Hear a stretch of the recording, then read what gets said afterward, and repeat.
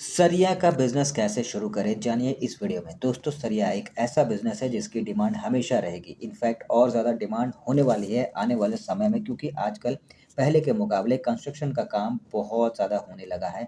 और जहाँ कंस्ट्रक्शन का काम होगा, बिल्डिंग्स बनेगी, घर बनेंगे, मॉल्स बनेंगे, ऑफिस बनेंगे, तो हर जगह सरिये की ज़रूरत तो पड़ेगी ही पड़ेगी। तो इसलिए इस बिज़नेस में स्कोप और इनकम दोनों बहुत अच्छा है।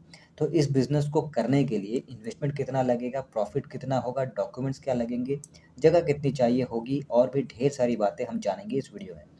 तो टीएमटी स्टील बार यानी कि सरिया, इसको बेचने का जो बिज़नेस है, अब चाहे आप होलसेल में कीजिए, रिटेल में कीजिए, डीलर बनिए, जो भी कीजिए, जिस तरह से भी कीजिए, आपको सबसे पहले ज़रूरी होगा इसके बारे में जानकारी हासिल करना। जैसे कि टीएमटी स्टील बार यानी कि टीएमटी सरिया जिसे हम कहते हैं, उसके टीएमटी का फुल फॉर्म क्या होता है? तो थर्मा मैकेनिकल ट्रीटेड स्टील, ठीक है। अब इसके अलग अलग ग्रेड होते हैं जो जानना बहुत ज़रूरी है, जैसे कि F E 415, F E 500, F E 550, F E 600। ये सब जो है इसके ग्रेड हैं, जिसमें एफ ई 415, एफ ई 500, ये सब जो है ये रेगुलर घर बनाने के लिए यूज़ किया जाता है। और साथ ही ये भी बता दूं कि दुकानों के अंदर जो स्टील सरिया जो रखा जाता है ना, वो दो कैटेगरी में रखा जाता है। पहला प्राइमरी और दूसरा सेकेंडरी, यानी कि प्राइमरी स्टील और सेकेंडरी स्टील होता है। अब ये प्राइमरी स्टील बनाने के अंदर, मतलब इसके अंडर में जो है वो कौन से कंपनीज के स्टील बार आते हैं, सरिया आते हैं, वो जान लेते हैं। तो देखिए, प्राइमरी स्टील बनाने वाली कंपनी में टाटा स्टील, उसके बाद इंडिया स्टील ऑथराइज्ड लिमिटेड, उसके बाद राष्ट्रीय इस्पात निगम, जेएसडब्ल्यू स्टील, जिंदल स्टील, ये सब जो कंपनीज हैं जो ब्रांडेड हैं, ये सब प्राइमरी स्टील के कैटेगरी में आता है। इनके जो सरिया है, इनके जो स्टील बार हैं, वो प्राइमरी में आता है। वहीं पर सेकेंडरी अगर बात करें कि सेकेंडरी स्टील कौन सी है, तो जो लोकल ब्रांड्स हैं, जो लोकल ब्रांड्स हैं वो आपके सेकेंडरी स्टील के तहत में आता है, इसके अंडर आता है। ठीक है, जो स्क्रैप के हेल्प से बनाई जाती है। इसका जो स्टील जो मतलब सेकेंडरी वाला जो है, उसके जो स्टील बार होते हैं, जो सरिया होते हैं, वो स्क्रैप से बनाई जाती है। ठीक है, तो इसके लिए इसमें रेट का भी फ़र्क होता है, प्रॉफ़िट का भी फ़र्क होता है। अगर प्राइमरी की प्रॉफ़िट की बात करूँ, तो प्राइमरी जो सरिया है वो अगर आप बेचते हैं तो उसका रेट हाई रहता है, ठीक है? और उसकी डिमांड भी ज़्यादा रहती है, लेकिन प्रॉफ़िट मार्जिन जो है उसमें आपको थोड़ा कम देखने को मिलता है। वहीं पर अगर आप सेकेंडरी स्टील यानी कि जो लोकल ब्रांड्स के जो सरिया हैं वो अगर आप बेचते हैं, तो उसमें रेट भी कम होता है और उसका जो प्रॉफ़िट मार्जिन है वो ज़्यादा देखने को मिलता है। तो ये दोनों तरह के कैटेगरी होते हैं, तो ये भी आपको जानना ज़रूरी है। साथ ही दोस्तों ये भी बता दूँ कि स्टील बार यानी कि सरिया जो है वो 8 MM, 10 MM, 6 MM, 12 MM, 16 MM, 20 MM, 25 MM, 32 MM, 36 MM, इस तरह के डायामीटर्स में ये आते हैं।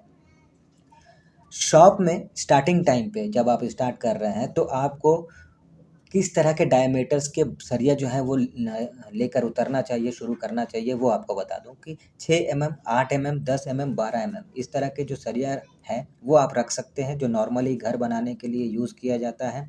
जिस इस तरह के जो सरिया है, इस डायमीटर के जो सरिया हैं वो आप रखिए, आपका ज़्यादा वो डिमांड में रहता है, तो ज़्यादा आपका सेल भी होगा। वहीं पर अगर आप कहेंगे कि 20, 25, 32, इन सब के जो एमएम, मतलब 20 एमएम, 25 एमएम, 32 एमएम के जो डायमीटर वाले जो सरिया हैं वो आप रखना चाहते हैं, तो आपको बता दूं कि वो उतना ज़्यादा सेल होगा नहीं, वो ऐसे ही पड़ा रहेगा, आपको ज़्यादा फ़ायदा उसमें देखने नहीं मिलेगा।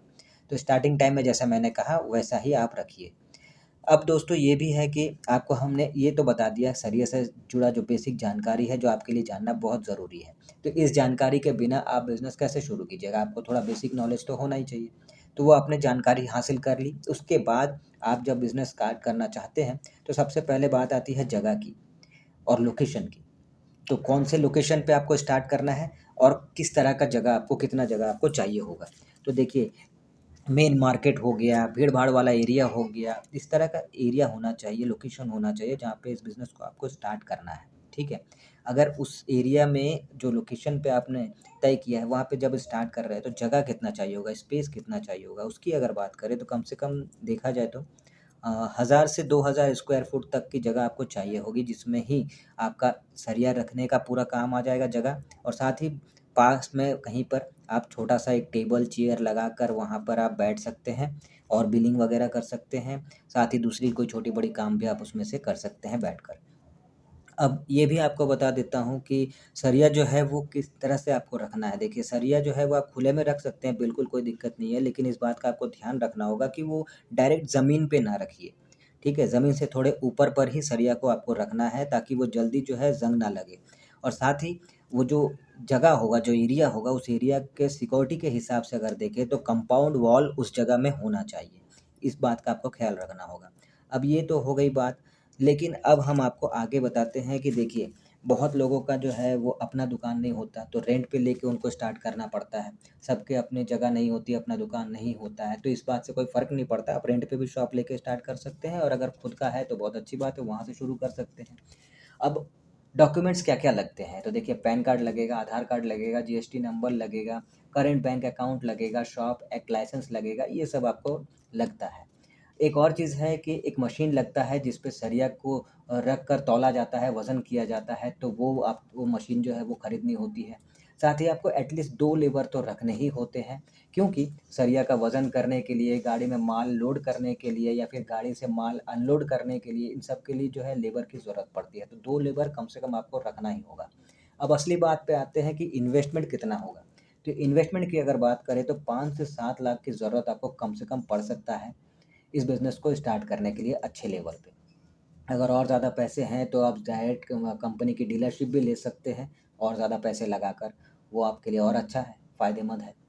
प्रॉफ़िट की अगर बात करें तो ₹2 से ₹3 पर केजी आप कमा सकते हैं इसमें, है ना?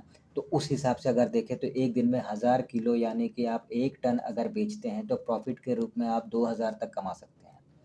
तो अब ये तो हमने जान लिया, अब कुछ ऐसी बातें हैं जो और भी ज़रूरी है इस बिज़नेस को अगर आप स्टार्ट कर रहे हैं तो जानना आपके लिए बहुत ज़रूरी है, इन बातों का ख़्याल रखना आपके लिए बहुत ज़रूरी है। तो वो क्या है?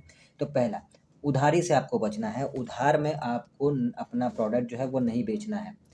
ठीक है, अगर बेचते भी हैं तो 2%, 4%, 5% तक माल बेचिए, उसके ऊपर आप उधारी में मत जाइए क्योंकि आपका पैसा फँस जाएगा, आपको लॉस होना शुरू हो जाएगा। तो उधारी से बचना है। दूसरा ये है कि इस बिज़नेस को करने से पहले अगर हो सके, पॉसिबल हो, तो आप जो है कहीं पर 6 महीना, 10 महीने के लिए आप जो है काम करके इसके अंदर की असली चीज़ों को सीख लीजिए, एक्सपीरियंस गेन कर लीजिए। वो असली चीज़ें क्या हैं? जैसे कि कस्टमर से कैसे डील करना है, मार्जिन कितना रखना चाहिए, साथ ही कौन-सा ब्रांड ज़्यादा उस जगह पे चल रहा है, बिक रहा है, कौन-सा स्टील जो है ज़्यादा डिमांड में है, कस्टमर्स के क्या एक्सपेक्टेशंस हैं, ये सब आपको जानने को मिलेगा। साथ ही इस बिज़नेस में अगर आपको जल्दी जो है डेवलप करना है, जल्दी ऊपर उठना है, तो आपको इंजीनियर, कॉन्ट्रैक्टर्स जो होते हैं, उनसे आपको संपर्क बनाना होगा, कनेक्शन बनाना होगा, कॉन्टैक्ट करना होगा ताकि आपको जो है उनसे बल्क में ऑर्डर मिले और रेगुलर मिलता रहे, जिससे कि आपका बिज़नेस जो है वो जल्दी से जल्दी ग्रो होगा, आपको ज़्यादा से ज़्यादा प्रॉफ़िट जल्दी से जल्दी देखने को मिलेगा। तो इन बातों का ख़्याल आपको रखना होगा दोस्तों, और ये बिज़नेस जो है बहुत ही प्रॉफ़िटेबल बिज़नेस है, तो अगर आप करना चाहते हैं तो बिल्कुल शुरू कर सकते हैं क्योंकि आने वाले समय में इसकी डिमांड जो है और ज़्यादा बढ़ेगी।